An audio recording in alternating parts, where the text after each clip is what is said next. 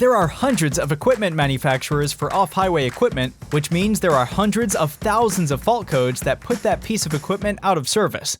Historically, only the dealers had access to the repair information, but that is no longer the case with equipment fault codes. One thing remains consistent in off-highway diesel equipment: it keeps getting more complicated. New emission technology, GPS, computer-controlled hydraulic systems, in-cab display panels are only the tip of the iceberg. With so many advanced components comes an almost endless number of fault codes, which can make finding the right repair information less than easy. In the past, many shops needed a dealer's help to find the right repair information.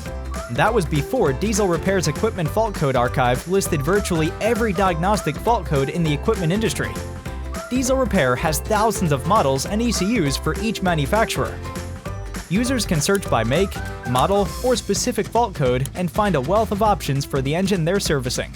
The Equipment Fault Code database lists every possible fault code and steps to clear and diagnose every issue in a few easy-to-read steps. Try Equipment Fault Codes and all our other tools free for 30 days.